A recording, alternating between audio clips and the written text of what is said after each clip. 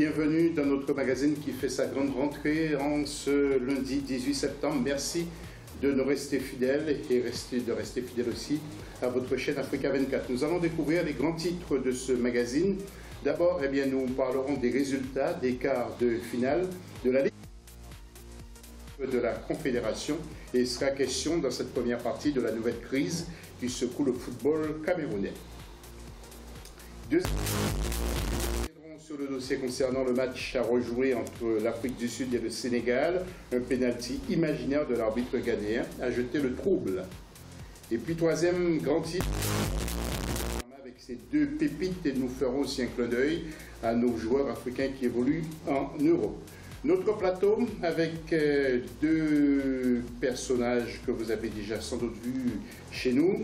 D'abord Bertrand Abisso Nono, entraîneur de football. Bertrand, vous êtes responsable technique. Vous êtes camerounais, Bertrand. Bonsoir. Bonsoir José, bonsoir à tous nos téléspectateurs. Et puis Lassana Camara, notre éditorialiste qui vient de traverser un moment difficile. Lassana, ça va? Ça va José, ça va. Tout va rentrer dans l'ordre, moralement. Encore nos condoléances de la chaîne. Donc après la disparition de votre père. Nos internautes aussi, on y pense, juste après ça.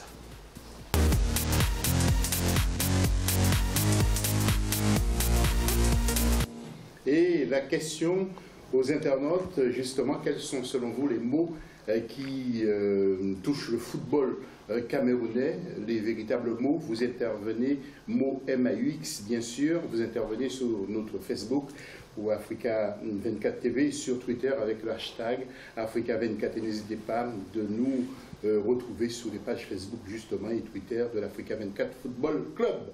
Allez, juste après le jingle.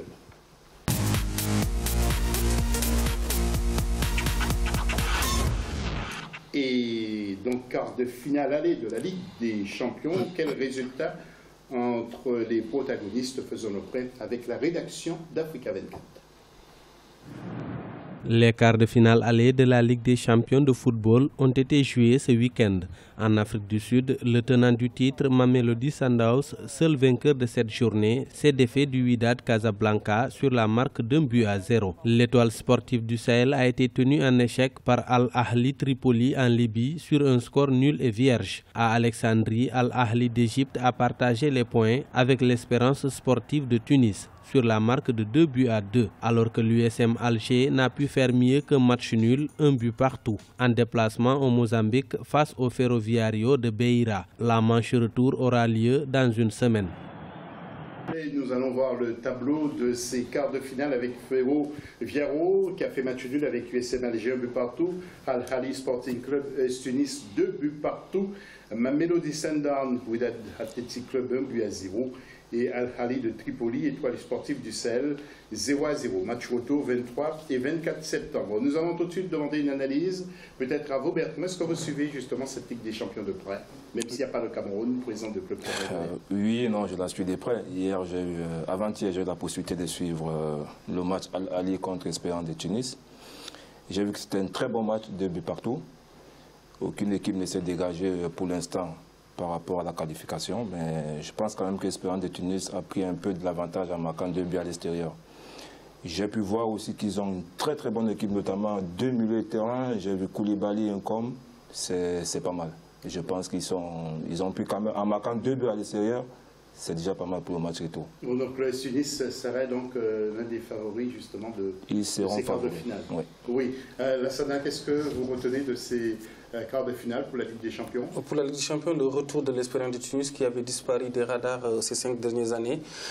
Ça joue au football proprement. Il a parlé d'un Chrome, le Camerounais Chrome et le Malien Koulibaly. Sincèrement, ces deux joueurs-là méritent de traverser l'Atlantique pour venir en Europe parce qu'ils ont le talent. C'est bien que avant, il y avait le TP Mazembe qui tenait le diapason. On a besoin des clubs comme ça, comme l'Africa Sport d'Abidjan, comme l'ASEC d'Abidjan, comme l'Espérance de Tunis. Le football africain a besoin de ça, comme les ISK de Kabylie. On a besoin de porte-drapeaux qui portent le football africain en club au-delà de ce genre de match. En tout, le Mamelodi Sundowns aussi sont très bons en Afrique du Sud.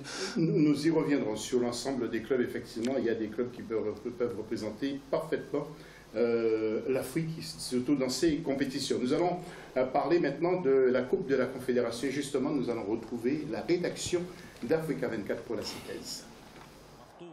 Les quarts de finale aller de la Coupe de la Confédération africaine de football ont été joués vendredi 15 et samedi 16 septembre 2017. En Afrique du Sud, Supersport United a résisté à Zesco United de Ndola.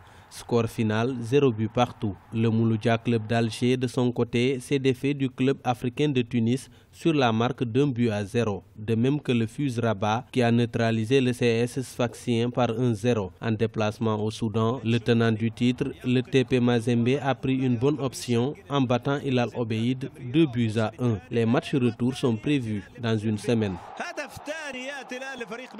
Il y avait de la joie et du bonheur, justement, Lassana, sur cette Coupe de la Confédération. Nous allons voir le tableau avant vos analyses à chacun. Donc, Supersport United, Zesco United, 0-0. Al Hilal, TP Mazembe, le TP Mazembe qui fait très fort à l'extérieur, 2 buts à 1. FUS de Rabat qui va battre le club sportif sfaxien 1 but à 0. Et Mouloudia Club africain 1 but à 0. Votre point de vue également, Lassana, camarade? Le retour du TP Mazembe qui prend une belle option en allant s'imposer au Soudan 2 buts à 1. Le MC Alger aussi. Les deux clubs tunisiens, le club sfaxien et le club africain. On peut dire qu'il n'y a pas de surprise. Au niveau de la Coupe de la Confédération, les ténors ont pris de belles options pour se qualifier pour les demi-finales, parce que ce sont des quarts de finale aller. Mais c'est très important pour la suite. Le TP Mazembe, qui après avoir raté son année, l'année, retourne sur la scène et à sa bonne place. La place du TP Mazembe, c'est d'être au diapason. Et avec un entraîneur justement local. Match retour, 22, 23 et 24 septembre. Bertrand Abisonono, votre point de vue aussi? Oui, mais comme Lassana l'a dit, hein, le tout-puissant Mazembe, c'est une immense consolation. Je pense qu'il devait être en Ligue des Champions, mais là, ils sont en Coupe des Confédérations. Pour moi, logiquement, c'est le favori. Maintenant, ils ont gagné à l'aller, il y a une manche retour. Il faut absolument qu'ils aient concrétisé là-bas. Donc, oui, le tout-puissant Mazembe, pour moi, ils seront au rendez-vous des demi-finales. Oui. Alors, messieurs, nous attendons maintenant de vous des avis partagés à propos du football camerounais. Nous allons voir d'abord ce sujet. La Fédération camerounaise de football a son nouveau comité de normalisation. Le président et les membres ont été désignés le 8 septembre 2017 à Yaoundé par Véron Mosanga Omba, directeur des associations CAF FIFA et président de la mission FIFA-CAF qui séjournait là-bas. Alors, gérer les affaires courantes de la FECAFOOT, élaborer de nouveaux statuts et organiser des élections de nouveaux comités exécutifs de la FECAFOOT sont entre autres les missions de ce comité de normalisation. Retrouvons d'abord le sujet de Viviane Barken pour les précisions. Maître Dieudonné Api est le nouveau président du comité de normalisation de la Fédération camerounaise de football. Il a été désigné ce vendredi 8 septembre 2017 à Yaoundé par Véron Mosengu Oba, directeur des associations CAF, FIFA et président de la mission FIFA-CAF qui séjourne à Yaoundé depuis le 6 septembre 2017. Cette décision fait suite à de nombreuses consultations avec les acteurs du football camerounais et les autorités camerounaises. Tout en précisant les missions du comité de normalisation, le représentant de la FIFA prône le rassemblement. Je souhaite à cette occasion lancer un appel solennel à tous les Camerounais amoureux du ballon rond et à la presse. Prenez soin de votre football. Vous avez un très beau football. Et de votre jeunesse. Vous avez des talents dans ce pays, énormes. Le comité de normalisation a besoin de votre soutien. Sa tâche est de répondre et suivre dans des conditions difficiles la gestion des affaires courantes de la fédération, de préparer les statuts et d'amener le football camerounais aux élections de ses instances dirigeantes régulières. Pour les experts, ce comité constitué pour la plupart des hommes de loi est inquiétant, car pour ces derniers, le problème de la Fédération camerounaise de football ne se trouve pas au niveau des textes. Beaucoup de noms avaient circulé, des acteurs du football, des anciens ministres, des anciens footballeurs, mais beaucoup également avaient préféré ne pas être dans ce comité parce qu'ils avaient des ambitions présidentialistes. Donc je suis surpris à moitié au regard de la situation.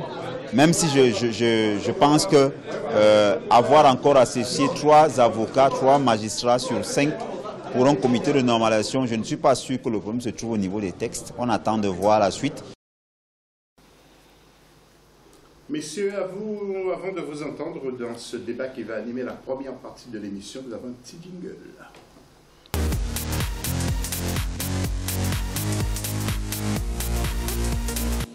Alors tout d'abord, Bertrand, vous êtes Camerounais. Est-ce que vous regrettez ce feuilleton?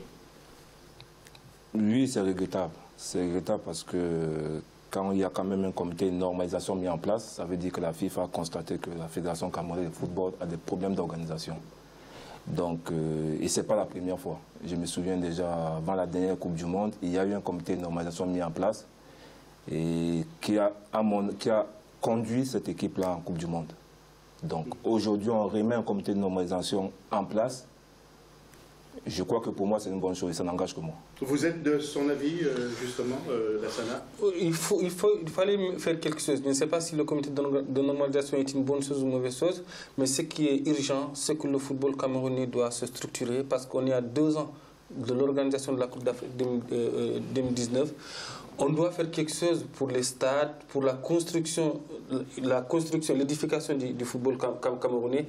Est-ce que ce comité-là aura le pouvoir de ses ambitions, les moyens de ses ambitions pour mettre en place tout ce que le football camerounais doit faire? Le chantier est grand, le chantier est vaste, parce que le football camerounais, malgré les 4 Coupes d'Afrique que le Cameroun a gagné, le football camerounais est dans un état de délabrement avancé. Les stades ne sont pas aux normes pour l'instant, et entre guillemets, je crois que la FIFA met tout en place pour empêcher... la FIFA et la CAF déjà, pour empêcher au Cameroun d'organiser cette Coupe d'Afrique des Nations 2019. Alors, monsieur Ahmad, visiblement, à le Cameroun dans le collimateur, Bertrand. Oui, là, le Cameroun dans le collimateur. C'est pour ça que j'ai dit tantôt, le comité d'organisation, pour moi, c'est une bonne chose. Et je vous rassure, ça me donne l'assurance que la Coupe d'Afrique des Nations aura bel et bien lieu au Cameroun. Pourquoi je vous dis ça? Par ailleurs, je voudrais aussi ajouter une chose. Un événement comme la Coupe d'Afrique des Nations, ce n'est pas une affaire d'individus, c'est une affaire d'institution. Il y a l'État camerounais, il y a la Fédération camerounaise de football. Et vous l'avez vu, hein, le président de la République, tout de suite, il a fait signer un décret qui mettait en place un comité d'organisation. Et ce comité d'organisation-là travaillera avec le comité d'organisation. Est-ce qu'on peut s'amuser à faire sans arrêt des comités? Parce qu'il faut tout refaire, il faut refaire des règlements. Oui, on a l'impression que c'est le code civil qu'on refait chaque année. Voilà, je suis d'accord avec toi, José. On ne peut pas tout le temps le faire. Mais là, maintenant, il y a un événement qui approche. La fédération est incapable de l'organiser pour moi. La FIFA doit sévir. C'est l'organe suprême de la fédération. Mais comment on peut expliquer que ceux qui dirigent le football camerounais ou qui ont dirigé, ce sont quand même des têtes pensantes? Mais José, un dirigeant camerounais m'avait dit un jour, nous avons toujours gagné dans la désorganisation. On croyait que la désorganisation, c'est un système qui marche. Donc, tant que les dirigeants camerounais ne comprennent pas qu'ils ne peuvent plus faire ce qu'ils veulent, parce qu'avant, il y avait Issa Hayatou, président de la CAF. Oui. C'est un Camerounais, donc il connaît la mentalité camerounaise, donc il s'accommodait avec les humeurs camerounais localement. Ça donc vous avez l'impression qu'on a laissé passer trop de choses? On a laissé passer trop de choses, là c'est fini. Le prochain couac du Cameroun, ils ne vont pas organiser la Coupe d'Afrique en 2019. Et déjà, le président de la CAF l'a bien dit au Burkina Faso que le Cameroun n'est pas capable d'organiser une Coupe d'Afrique des Nations avec 4 nations plutôt qu'avec 24. Donc si vous n'êtes pas capable d'organiser une Coupe d'Afrique des Nations avec 4 nations, je me demande comment vous allez faire pour organiser une Coupe d'Afrique des Nations avec 24 nations. Donc le Cameroun est sous le feu de projecteurs. La Fédération camerounaise de football, le comité qui est en place, doit tout faire pour montrer à toute l'Afrique qu'ils sont capables, qu'ils ont un projet, qu'ils sont capables d'organiser cette Coupe d'Afrique des Nations. Vous avez peur? J'ai pas peur. À l'heure actuelle, j'ai pas peur. Pourquoi le président de la CAF l'a dit? Il a dit ceci exactement. À l'heure actuelle, si on organisait la Coupe d'Afrique demain, le Cameroun ne serait pas prêt. Mais la Coupe d'Afrique, c'est dans 1 an et demi. Ce n'est pas demain. À l'heure actuelle, il n'y a aucun pays qualifié. C'était au Cameroun. On ne connaît même pas les qualifiés. Donc on ne peut pas parler de demain. Non, oui, pas dans un an et demi. Il y a quelques mois de ça, Bertrand, M. Ahmad disait que le Cameroun n'est pas prêt. Oui, il n'a pas de dispositif. Il a dit que c'est demain qu'on organise la Coupe d'Afrique. Mais la Coupe d'Afrique, ce n'est pas demain. Actuellement, à l'heure actuelle, on sait qui est qualifié ou pas? On ne sait pas. On sait juste que le Cameroun est qualifié parce qu'ils vont l'organiser. Donc, nous, aujourd'hui, au Cameroun, comme je l'ai dit tantôt, c'est les institutions et la Fédération camerounaise de football. C'est pour ça que je vous rassure. Moi, j'en suis sûr qu'avec ce comité de normalisation, la Coupe d'Afrique, le Cameroun va accueillir la Coupe d'Afrique. Mais ça se fera avec le comité de normalisation. Le comité de normalisation travaillera avec le comité d'organisation mis en place par le président de l'Afrique à foot. Il faut dire quand même que ça ne va pas du tout. Lorsqu'on voit par exemple que le Cameroun est sorti déjà, ne sera pas, nous allons voir sur le tableau d'ailleurs, ne sera pas en Russie en 2018, car au classement du groupe B en ce moment, le Nigeria est en tête avec 10 points, deuxième la Gambie, 7 points, le Cameroun est seulement à la 3e place avec 3 points, l'Algérie 4e avec 1 point. Alors, on ne va pas parler de l'Algérie, mais du Cameroun. Lassana, comment peut-on expliquer que le Cameroun soit dans cette situation aujourd'hui, un grand pays de football? Le Cameroun est à sa place, José. La Coupe d'Afrique... Le Cameroun est à sa place. La Coupe d'Afrique 2017, ils l'ont gagné à travers les mailles du filet. Ils l'ont gagné... Ils ne méritaient pas, alors. Non, ils ne méritaient pas de gagner la Coupe d'Afrique 2017. Ils l'ont gagné parce que les autres ont failli.